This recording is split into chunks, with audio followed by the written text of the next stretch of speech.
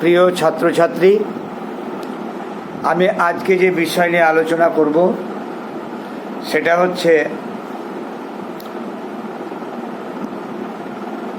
ইতিহাসের বস্তুবাদী ব্যাখ্যা, যেটা মার্ক্সীয় তত্ত্ব, যেটাকে ঐতিহাসিক বস্তুবাদ মার্ক্স বলেছেন বা অর্থনৈতিক নিমিত্তবাদ বলেছেন।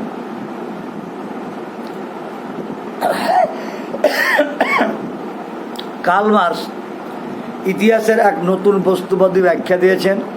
তিনি মনে করেন যে ইতিহাসের অর্থনৈতিক ব্যাখ্যা হচ্ছে ঐতিহাসিক বস্তুবাদ এবং অর্থনৈতিক নিমিত্তবাদ নামে পরিচিত। মার্ক্সের মতে সমাজ, সভ্যতা, নৈতিকতা, শিল্প, সংস্কৃতি সব কিছুরই মূল প্রেরণা হলো অর্থনীতি।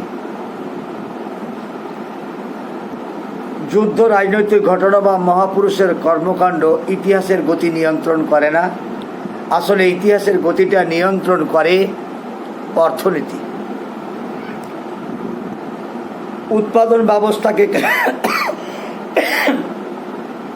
উৎপাদন ব্যবস্থাকে কেন্দ্র করে ইতিহাসের গতি আবর্তিত হয়।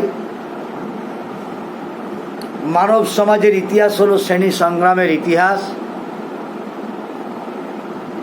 প্রাগৈতিহাসিক অর্থাৎ ইতিহাসের যুগের আগে থেকেই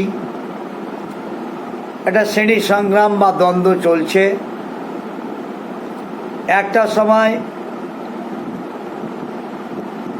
কৃতদাস স্বাধীন নাগরিক, প্রাচীন রোমে অভিজাত সাধারণ নাগরিক, মধ্যযুগে ভূমিদাস ও সামন্ত প্রথা এবং আধুনিক যুগে শ্রমিক শ্রেণী পুঁজিপতিদের মধ্যে একটা দ্বন্দ্ব চলছে।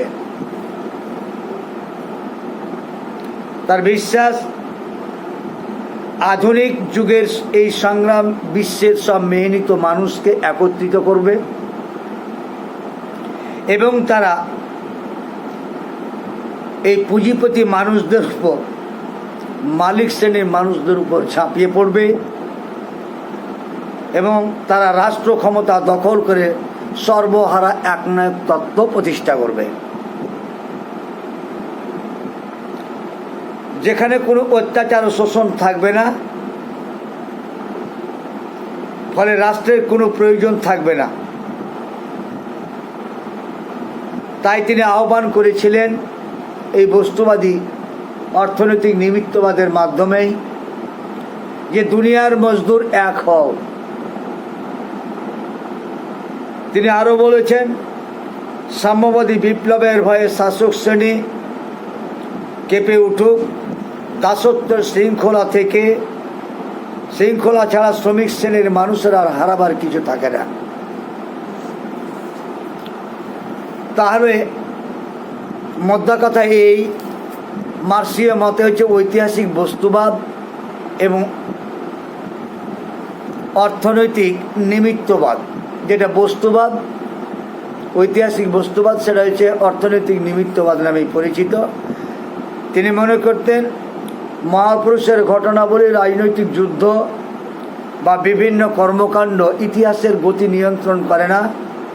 আসলে ইতিহাসের গতিকে নিয়ন্ত্রণ করে অর্থনীতি। সমাজ, সভ্যতা, নৈতিকতা, শিল্প, সাহিত্য সব কিছুকে নিয়ন্ত্রণ করছে অর্থনীতি। প্রাক ঐতিহাসিক যুগ থেকেই এই ধারা অব্যাহত। একটা সময়ে প্রাচীন গ্রিসে ও রোমে চলছিল কৃতদাস সাধারণ নাগরিকরা ছিল। প্রাচীন রোমে অভিজাত সাধারণ নাগরিকদের মধ্যে দ্বন্দ্ব। মধ্যযুগে ভূমিদাস ও সামন্ত প্রভুদের মধ্যে দ্বন্দ্ব। আর বর্তমান আধুনিক যুগে পুঁজিপতি ও শ্রমিক শ্রেণীর মধ্যে যে নিরবিচ্ছিন্ন সংগ্রামের ইতিহাস, এটা হচ্ছে এটা বিভিন্ন পর্যায়। তার বিশ্বাস, আধুনিক যুগের এই সংগ্রামের সব মেহনতি মানুষগুলো একত্রিত হয়ে তারা লড়াইয়ে অংশগ্রহণ করবে। তারা রাষ্ট্র ক্ষমতাটাকে দখল করে নেবে আর প্রতিষ্ঠা হবে একনায়কতত্ত্ব, সর্বহারা একনায়কত্ব। এই সর্বহারা একনায়কত্ব প্রতিষ্ঠা হলে রাষ্ট্রের প্রয়োজন পড়বে না। তিনি আহ্বান করেছিলেন সমস্ত শ্রেণীর শোষিত মানুষগুলোকে, মেহনত মানুষগুলোকে তিনি ডাক দিয়েছিলেন, দুনিয়ার মজদুর এক হও। তিনি আরও বলেছিলেন শ্রমিক শ্রেণীকে উদ্বুদ্ধ করার জন্যে যে দাসত্বের শৃঙ্খল ছাড়া শ্রমিক শ্রেণীর হারাবার আর কিছুই থাকবে না, সুতরাং সংগ্রামের মধ্য দিয়েই এই শ্রমিক শ্রেণীর অস্তিত্ব এবং ন্যায্য অধিকারটাকে ছিনিয়ে নিতে হবে। এটাই ছিল মার্ক্সীয় ঐতিহাসিক বস্তুবাদের ব্যাখ্যা, যেটা অর্থনৈতিক নিমিত্তবাদ নামে পরিচিত। এবার যেটা আমি আলোচনা করতে যাব সেটা হচ্ছে প্যারিস কমিউন বা প্যারি কমিউন। আসলে প্যারি কমিউনটা কি, এটা 2 মার্কে অথবা 4 মার্কের কোয়েশ্চেন হয়, তোমরা একটু দেখে নেবে, টেস্টটা ভালো করে পড়বে, সাথে ভালো করে মডিফাই করে লেখার জন্য তোমরা শিক্ষক বইগুলির সহযোগিতা নেবে। এবার তাহলে আলোচনা করা যাক প্যারিস কমিউন বা প্যারি কমিউনটা কি। 1870 খ্রিস্টাব্দের সেপ্টেম্বর মাসে প্রাসিয়ার কাছে সেদানের যুদ্ধে ফ্রান্সের পরাজয় ঘটেছিল এবং তৃতীয় নেপোলিয়ন সিংহাসন ত্যাগ করেছিল।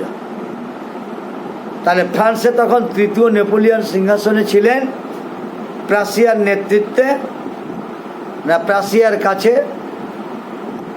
ফ্রান্সের একটা পরাজয় ঘটেছিল। সেই যুদ্ধটা সেটা হচ্ছে সেডানের যুদ্ধ বা সেদানের যুদ্ধ। ফ্রান্সে তখন একটা অস্থায়ী প্রজাতান্ত্রিক সরকার প্রতিষ্ঠা লাভ করেছিল, কিন্তু রাজনৈতিক স্থিরতা ছিল না। জার্মান ফ্রান্সের জাতীয় সভার উপর যে শর্তগুলো চাপিয়ে দিয়েছিল প্রাসিয়া, সেই শর্তটা ফ্রান্সের জাতীয় সভা মেনে নিয়েছিল এবং এটা ছিল অসম্মানজনক একটা শর্ত। তবুও ফ্রান্সের জাতীয় সভা এটাকে মেনে নিয়েছিল।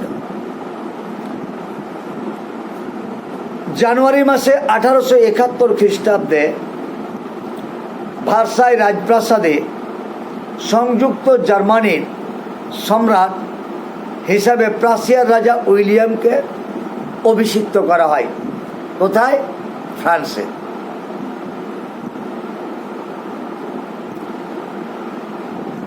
যখন এটা হয়ে গেল,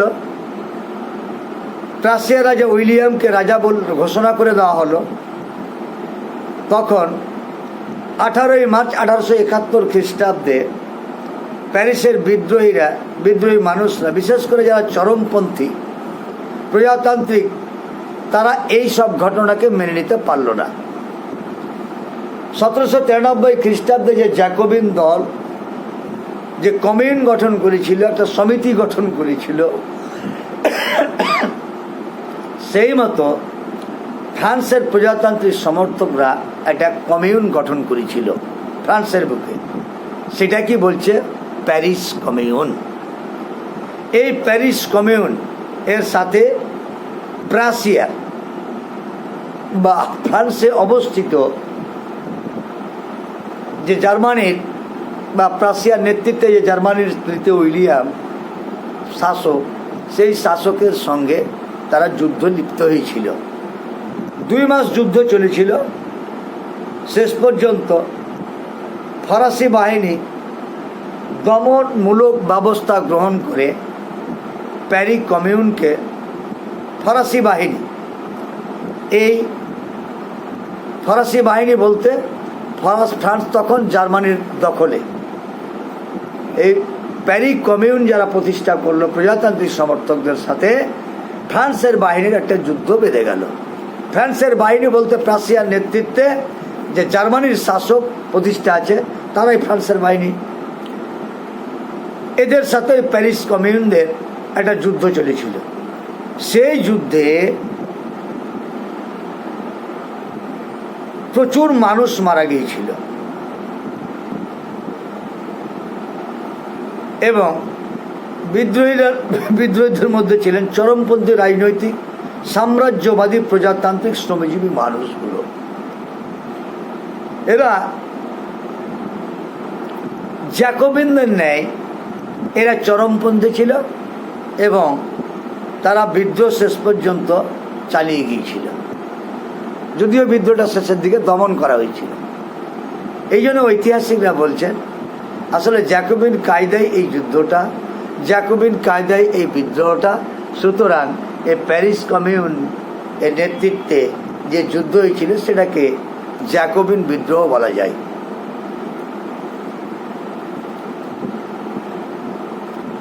কার্ল মার্কস এই প্যারিস কমিউনের যে যুদ্ধ, তার লেখা সিভিল ওয়ার ইন ফ্রান্স গ্রন্থে শ্রমজীবী মানুষের এই লড়াইয়ের কথা তিনি স্পষ্টভাবে উল্লেখ করেছেন। তাহলে প্রিয় ছাত্রছাত্রী, আবার সহজ করে বলি, 1870 খ্রিস্টাব্দে প্রাশিয়ার নেতৃত্বে ফ্রান্স পরাজিত হলো সেদানের যুদ্ধে। তাহলে সেদানের যুদ্ধে প্রাশিয়ার কাছে ফ্রান্সের হার হলো। তৃতীয় নেপোলিয়ন ফ্রান্সের সিংহাসন ত্যাগ করল। ফ্রান্সে একটা অস্থায়ী প্রজাতান্ত্রিক সরকার প্রতিষ্ঠিত হলো। জার্মান সৈন্য প্রবেশ করানো হলো 1871 খ্রিস্টাব্দে জানুয়ারি মাসে। জার্মান আচ্ছা, তার আগে একটা কথা বলি যে সকল শর্ত প্রাশিয়া ফ্রান্সের উপর দিয়েছিল সেই শর্তগুলো তাদের ফ্রান্সের জাতীয় সভা মেনে নিতে বাধ্য হয়েছিল। এবং 1871 খ্রিস্টাব্দে প্রাশিয়ার নেতৃত্বে জার্মানির সম্রাট হিসাবে প্রাশিয়ার রাজা উইলিয়ামকে অভিষিক্ত করা হয়েছিল। এটা এই প্যারিসের চরমপন্থী মানুষগুলো যারা প্রজাতান্ত্রিক সমর্থক ছিলেন তারা মেনে নিতে পারল না। 1893 খ্রিস্টাব্দে জ্যাকোবিন শাসনের অনুকরণে 1871 খ্রিস্টাব্দে তারা একটা প্যারিস কমিউন গঠন করেছিল। এই প্যারিস কমিউনের সাথে ফ্রান্স বাহিনীর একটা যুদ্ধ বেঁধেছিল। যুদ্ধটা প্রায় 2 মাস চলেছিল। সেই যুদ্ধে প্রচুর মানুষ মারা গিয়েছিল। সরকারি দমন নীতি গ্রহণ করে এই বিদ্রোহটাকে শেষ পর্যন্ত দমন করা হয়েছিল। কিন্তু এই বিদ্রোহে কি হয়েছিল, যারা চরমপন্থী রাজনৈতিক সমর্থক সাম্রাজ্যবাদী মানুষ তারা এই বিদ্রোহে যোগদান করেছিল এবং জ্যাকোবিনদের মতো এরা খুবই চরমপন্থী ছিল এবং জ্যাকোবিনদের কায়দায় এরা এই বিদ্রোহটা গঠন করেছিল প্যারিস কমিউন প্রতিষ্ঠার মাধ্যমে। তাহলে ছাত্রছাত্রী তোমরা প্যারিস কমিউনটা টেক্সটে পড়বে এবং 4 মার্কের একটা যদি কোয়েশ্চেন মনে করো তোমরা তৈরি করে রাখবে। এবার যেটা আলোচনায় আসব সেটা হচ্ছে শিল্প বিপ্লব ও উপনিবেশ স্থাপন। শিল্প বিপ্লবের ফলে বিভিন্ন ইউরোপের বিভিন্ন সারা বিশ্বের বিভিন্ন দেশে যে অর্থনৈতিক অবস্থা, নিজ নিজ দেশের অর্থনৈতিক ব্যবস্থা বা অবস্থাকে চাঙ্গা করার উদ্দেশ্যে ইউরোপের বিভিন্ন দেশ উপনিবেশ গঠনের বা উপনিবেশ স্থাপনের একটা প্রতিযোগিতা শুরু হয়েছিল। এবার বলছি উপনিবেশ কাকে বলে। কোনো একটা দেশ আর একটা দেশকে দখল করছে, তো দখলকারী দেশের কাছে দখলকৃত দেশটা হচ্ছে উপনিবেশ। ধরে নাও ভারতবর্ষ দখল করে রেখেছিল ইংরেজেরা, তাহলে ভারতবর্ষটা ছিল উপনিবেশ কার? ইংরেজদের। অর্থাৎ ইংল্যান্ডের উপনিবেশ ছিল ভারতবর্ষ। তাহলে কোনো একটা দেশ আর একটা দেশকে দখল করছে, তাহলে দখলকারী দেশের কাছে দখলকৃত দেশটা হচ্ছে উপনিবেশ। শিল্প বিপ্লবের ফলে ইউরোপের অর্থনৈতিক একটা বিরাট পরিবর্তন এসেছিল। কলকারখানায় বিভিন্ন পরিমাণ অভাবনীয় শিল্পজাত পণ্যের উৎপাদন বৃদ্ধি পেয়েছিল। তাহলে এই শিল্পজাত পণ্যের উৎপাদন বৃদ্ধি পেলে বাজারের প্রয়োজন আছে তা বিক্রি করার। ব্রিটিশরা বস্ত্র, যন্ত্র এবং লোহা শিল্পে যথেষ্ট পরিমাণে এরা উৎপাদন বৃদ্ধি করেছিল। তারপরে 19 শতকের মাঝামাঝি সময়ের দিকে বেলজিয়াম, ফ্রান্স, জার্মানি এই সকল দেশও শিল্প বিপ্লব ঘটে গেছে। তাহলে তাদের দেশের শিল্পজাত পণ্য বিক্রি করার জন্য নিজের দেশ ছাড়াও তাদেরও একটা উপনিবেশের প্রয়োজন পড়েছিল, বাজারের প্রয়োজন পড়েছিল। সেই সকল দেশে ইংল্যান্ডের শিল্পজাত পণ্য যাতে সাধারণ মানুষ সহজে কিনতে না পারে, এই উদ্দেশ্যে ইংল্যান্ডের শিল্পজাত দ্রব্যের উপর প্রচুর পরিমাণে ট্যাক্স বসিয়ে দিয়েছিল এবং নিজেদের শিল্পজাত পণ্যটা চাহিদা যাতে দেশের মধ্যে বেড়ে যায় এই ব্যবস্থা তারা করেছিল। এটাকে বলা হচ্ছে শিল্প সংরক্ষণ নীতি।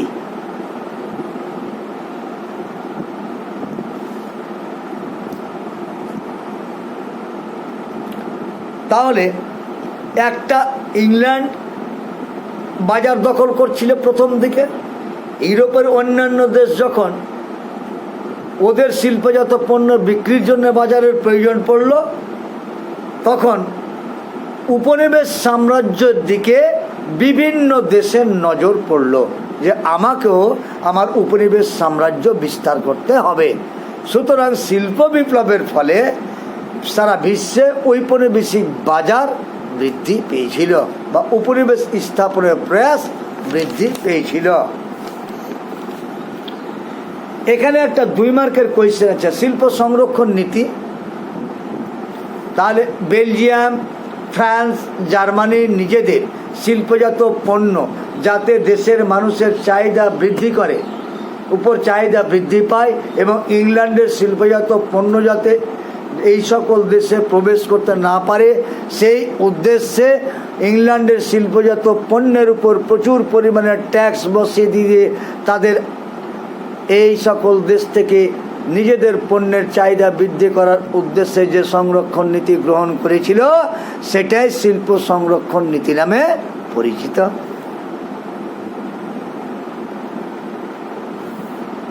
উনিশ শতকের প্রথম ভাগে ইউরোপের দেশগুলির মধ্যে উপনিবেশ স্থাপনের তেমন লড়াই ছিল না।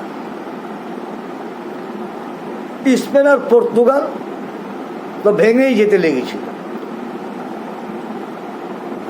এক কথায় ঔপনিবেশিক সাম্রাজ্য বিস্তারের ক্ষেত্রে 1773 থেকে 1825 খ্রিস্টাব্দ ইংল্যান্ডের বাজার চলছিল। ইংল্যান্ড একাধিপত্য বিস্তার করেছিল। 1870 থেকে 1914 খ্রিস্টাব্দ, ছাত্রছাত্রী তোমরা দাগ দিয়ে নাও এই জায়গাটায়, ইউরোপের বাইরে উপনিবেশ স্থাপন এই পয়েন্টটাতে, যে 1870 থেকে 1914 খ্রিস্টাব্দ পর্যন্ত এই সময়টাকে বলছে সাম্রাজ্যবাদের যুগ। কোন সময়কালকে সাম্রাজ্যবাদের যুগ বলা হয় এই আলোচনায় তোমরা পেয়ে যাবে। এইটুকু লিখতে হবে যে 1870 থেকে 1914 খ্রিস্টাব্দ পর্যন্ত সাম্রাজ্যবাদের যুগ নামে পরিচিত। তাহলে আচ্ছা, এবার এশিয়ার কথা বলি। ওটাতে ইউরোপের হলো, ইউরোপের বাইরে তো উপনিবেশ প্রতিষ্ঠা লাভ করেছিল। এশিয়া মহাদেশ ছিল,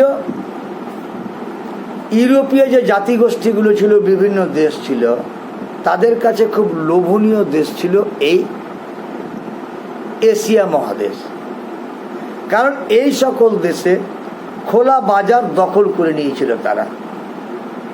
বিধর্মীদের মধ্যে ধর্ম প্রচার প্রভৃতি বিভিন্ন উদ্দেশ্য নিয়ে পর্তুগিজ, ওলন্দাজ, ইংরেজেরা, ফরাসিরা এদেশ এশিয়া মহাদেশে ঝাঁপিয়ে পড়েছিল। তারা এই সকল এশিয়ার বিভিন্ন দেশে প্রথম দিকে তারা বাণিজ্যিক কুটির স্থাপন করেছিল, তারপর আস্তে আস্তে তারা রাজনৈতিক কর্তৃত্ব প্রতিষ্ঠা করে। এইভাবে বিভিন্ন এশিয়ার বিভিন্ন অঞ্চলে এদের দখলে চলে আসে। তাহলে এশিয়াতে কিভাবে তারা আসলো বলি। এশিয়া মহাদেশ ছিল ইউরোপের বিভিন্ন দেশের কাছে একটা লোভনীয় দেশ, কারণ এখান থেকে খোলা বাজারটাকে এরা দখল করছিল, কাঁচামালটা এরা দখল করে নিয়েছিল। বিভিন্ন ধর্ম প্রচারের উদ্দেশ্য নিয়ে এসে তারা এই এশিয়ার বিভিন্ন দেশে তারা প্রথমে বাণিজ্যিক কুঠি নির্মাণ করেছিল। আস্তে আস্তে এখান থেকে তারা ধীরে ধীরে সেই বণিক থেকে এরা আস্তে আস্তে রাজনৈতিক ক্ষমতাটা দখল করে নিয়েছিল। এইভাবেই ইউরোপের জাতিগোষ্ঠীগুলি এশিয়ার বিভিন্ন দেশে তাদের উপনিবেশ স্থাপন করতে পেরেছিল। তাহলে দেখা যাক, ভাস্কো দা গামা ভারতে এসেছিল 1498 খ্রিস্টাব্দে। প্রথমে এসেছিল কালিকট বন্দরে, কিসের ব্যবসার উদ্দেশ্যে এসেছিল। প্রথম ভারতে আসে এবং গোয়া দমনদ্বীপে তাদের আধিপত্য বিস্তার করেছিল। কিন্তু একটা সময় এই গোয়া দমনদ্বীপ কি বলবো পর্তুগাল সাম্রাজ্যের একটা অংশ হয়ে দাঁড়িয়েছিল। মানে এতটাই এই পর্তুগিজদের ওখানে আধিপত্য বিস্তার লাভ করেছিল। পরবর্তীতে ইংরেজেরা যখন আসলো তখন ওই পর্তুগিজদের চাইতেও ইংরেজেরা বেশি বেশি সাফল্য পেয়েছিল।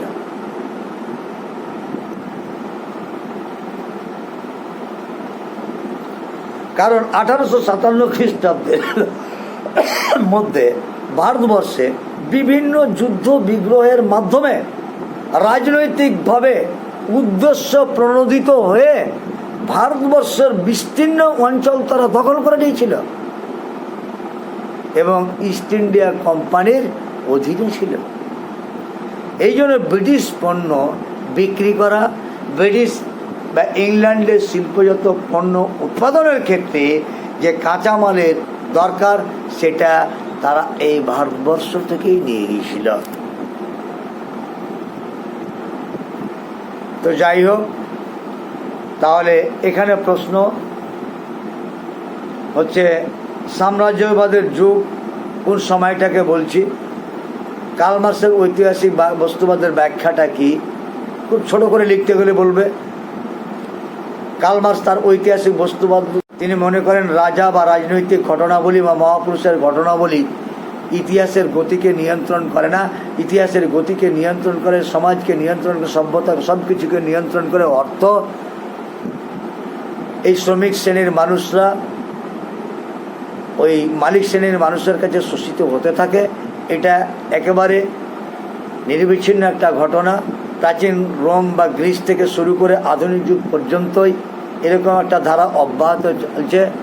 সব দুনিয়ার মানুষ একত্রিত হওয়ার আহ্বান জানিয়েছিল এই কার্ল মার্ক্স, এবং তিনি ব্যাখ্যা দিয়েছিলেন যে শ্রমিক শ্রেণীর মানুষ যদি একত্রিত হয়ে যায় তাহলে মালিক শ্রেণীর মানুষ তাদের আর শোষণ করতে পারবে না, এবং শ্রমিক শ্রেণীর মানুষের দাসত্ব শৃঙ্খল ছাড়ার হারাবার কিছু তাদের কাছে নেই। তারপরে যেটা হচ্ছে এই শিল্প সংরক্ষণ নীতি টেক্সটে আছে, তোমরা একটু ভালো করে দেখে নেবে। ইউরোপের বাইরে এশিয়াতে কিভাবে তারা বিভিন্ন ইউরোপের জাতিগোষ্ঠী বা বিভিন্ন দেশগুলি কিভাবে উপনিবেশ গড়ে তুললো তোমরা এগুলো পড়বে। আর দক্ষিণ পূর্ব এশিয়াটাও পড়বে। আর দক্ষিণ পূর্ব এশিয়া এইগুলো পড়ে তারপরে একটা 2 মার্কের কোয়েশ্চেন আছে যে আফ্রিকা মহাদেশকে কেন অন্ধকারাচ্ছন্ন মহাদেশ বলা হয়। এটাও 2 মার্কের কোশ্চেন তোমরা করবে। আফ্রিকা মহাদেশকে অন্ধকারাচ্ছন্ন মহাদেশ কেন বলা হয়। 19 শতকের